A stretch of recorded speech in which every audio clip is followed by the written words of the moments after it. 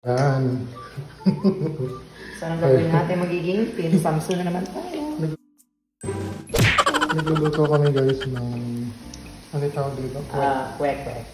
Sana all. Yeah. Ay, pag malaki diba, tokneneng ba? Tokneneng. Pag malaking egg, tokneneng yung tawag. Tapos, kapag mga itlog ng pugo, kwek yan. Yan, kasi namimiss na namin yung yung mga pagkain. Pinos. Talaga ba? Kasi ito na yung finished product mo guys. So true, so Ito na siya. Ang ganda. diba? Manifesting. Ang ganda. Ang mahal kasi niya, ang mahal kasi sa bata. 7 real isang piraso sa bata. Nagluto na lang. So, ang init dito. Oh no! 42 degree ngayon. Dito sa Saudi Arabia. Wala, kasi sabi niya ano daw. Worth to wait daw. Yung sauce. Tapos na. Sauce ng kwek. Ng tokneneng pala tokneneng. Ito na yung finished product guys. Ang dami. 15 pieces na muna yung ginawa namin. Pagod na lang. Baka mag-hello... Ano yan? Hello high blood ba?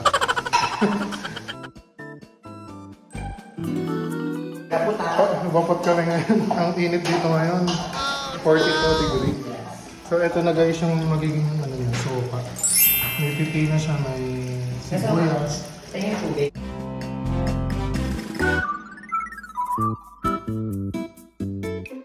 Yan yung pinaka-sauce na guys. So true. So clean, so good. By so good. Nakura! Nagamit na naman yung toilet legume sauce. O papa. Ganon. Gamit ka naman ng talent ng pinisamis yun. Manjay siyang sopa. With chef. Nalagyan ng mga... Guys, ito na ang finished product.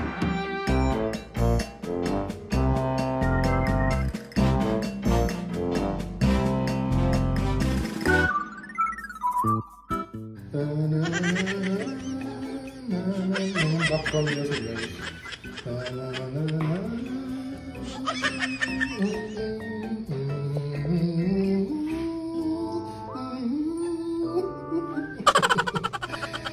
Ayan, by chef.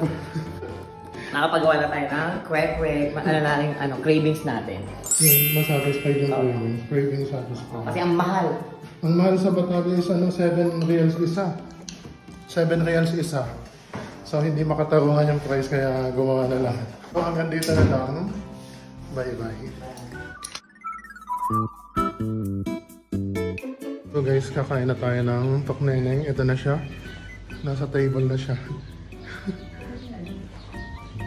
Tawagan mo ang number niya, no?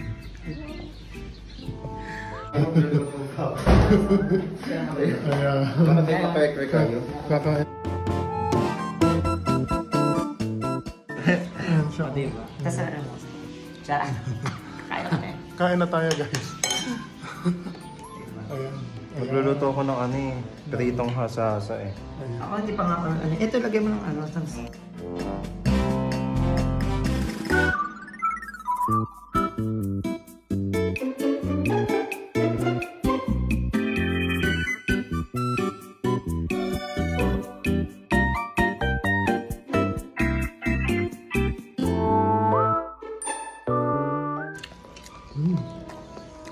Panalo naman, de.